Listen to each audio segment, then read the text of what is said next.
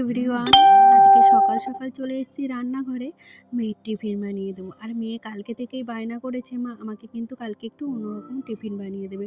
অন্যদিন তো ওকে বিস্কিট, কাজু বাদাম, ফল এইসবই দিই, কিন্তু আজকে একটু অন্যরকম বানিয়ে দিলাম, কিন্তু ও একদম ভালো খাই। এই যে আমার মেয়ে এখন বেরিয়ে পড়ছে আর আসবে হলো ওই 11টায়। তো এইটুকু টাইম আমি একটু নিশ্চিন্ত। আর আজকে না একটু বেলায় হয়ে গেছে বিছানাটা তুলতে। অন্যদিন তো একটু তাড়াতাড়ি চেষ্টা করি, কিন্তু মাঝে মধ্যে না ওই যেটা ভাবি সবসময় সেটাই ঠিক হয় না। আর আজকে না ভেবেছি কি সকালে সেরকম একটা রান্নার ঝামেলা নেই, কিন্তু ওই তুমি যা ভাববে তা তো হবেই না। আমার সকালে ডাল ভাত রান্না হয়ে গেছে, তারপরে আমার বড় ওই প্রায় 11টা বাজে তখন এই যে মাছ নিয়ে এসছে। এখন আবার এই মাছটা রাঁধতে হবে। শঙ্কর মাছ ভালো খায়ও। মোটামুটি বাজে ওই 12টা, মানে 12টা বলছি, 11টা। তো আমার রান্নাবার আজকে কমপ্লিট হয়ে গেছিলো। ও বাড়ি ছিল না যেহেতু, মানে যাওয়ার কথা ছিল এক জায়গায়, তো সেরকম কিছু আমি রান্না করিনি। ডাল আর বেগুন ভেজেছি, মানে লাউ ডাল আর বেগুন ভেজেছি। তো ভেবেছি আজকে তাড়াতাড়ি স্নান করে নেবো, দিয়ে আবার বিকালে পিসি বাড়ি যাবো।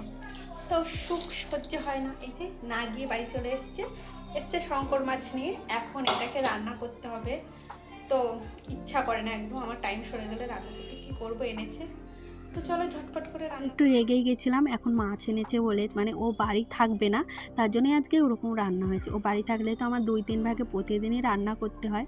তার জন্য আমি বলেছি তুমি না এই সব মশলা তুমি রেডি করে দেবে, আমি রান্না করব। জানো তো ও আমাকে করে দেয়নি ঠিকই, মানে ও একটু অন্য কাজে গেছিলো, ফোন করেছিল আবার, সেইখানে যেতে হয়েছিল, তো ও পারেনি। ও বাড়ি থাকলে কিন্তু আমাকে অনেক কাজে হেল্প করে। এই যে যেটুকু বললাম ও কিন্তু সমস্ত কাজই করে দিত। ওইদিকে রান্না চাপিয়ে এদিকে আমি এই যে সবজি বাজার করে এনেছে, এগুলো গুছিয়ে রাখছি। আর আমি না একটু ভিজে ন্যাকড়া দিয়ে মুছে রাখি, তাহলে সবজির গায়ে যে ময়লাগুলো থাকে সেটা ছেড়ে যায়। আগে ধুয়ে রাখতাম, তাতে দেখে আমার ভারী সমস্যা হয়, সেগুলো আবার শুকানো আবার ঢুকানো। তার জন্য আমি একটা ভিজে ন্যাকড়া দিয়ে ওই মুছে মুছে রাখি। যখন আমার হাজব্যান্ড বাড়ি থাকে না, ওকে খুব মিস করি, মানে ও আমাকে অনেকটা কাজ করে দেয়।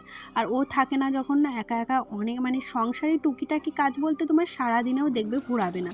এই যে কথা বলতে বলতে আমার রান্না হয়ে গেছে, আর এখন এই যে ঘর দুটো তো সকালেই মুছে নিয়েছি। এখন বারান্দাটা ভেবেছি ঝাঁট দিয়ে একেবারে মুছে নেবো। বারান্দাটা আমি পরেই মুছি। আর কি বলো তো, আমার বর আমাকে অনেক হেল্প করে। কথায় আছে জানো তো, তোমার হাজব্যান্ড যদি তোমার পাশে থাকে না, তাহলে দেখবে যতই কাজ করো আর যতই মানে কষ্ট হোক, তাহলে না সেই কষ্টটা আর কষ্ট বলে মনে হয় না। তো একজন ভালো জীবনসঙ্গীর খুব দরকার, জানো তো। আর সেই জীবনসঙ্গীটা যার ভুল হয় না, সেই জানে জীবনে কষ্ট কতটা। এই যে আমি এখন এগুলো করে দিচ্ছি, ওর বাবা এসছে এর মধ্যে, আমার মেয়েকে চান করিয়ে দিয়েছে। এই চান করানো, ধরো ওকে হোমওয়ার্ক করানো, একটু খাওয়ানো, এটা করে দিলেই আমার অনেকটা কাজ এগিয়ে যায়। ওকে 2-3 বার খাওয়ানো। যাই হোক, এই যে মেয়েকে শুয়ে দিয়ে, অনেক দিন তেল নিই না মাথায়, তাই তেল নিতে বসেছি। আর এটা হলো আমার জাহির মেয়ে, আমাকে তেল মাখিয়ে দিচ্ছিলো, আর ওর সাথে একটু গল্প করছিলাম।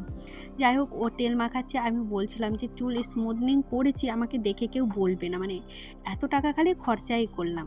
যাই হোক, তেল মেখেছি, অনেক দিন পর আজকে তেল মাখলাম। তারপরে আমার যা কালকে অনেকগুলো গাছ এনে দিয়েছিল, গাঁদা গাছ, মানে রক্তগান্ধা, এমনি গাঁদা ফুল, সেগুলোই এখন লাগাচ্ছি আর কি।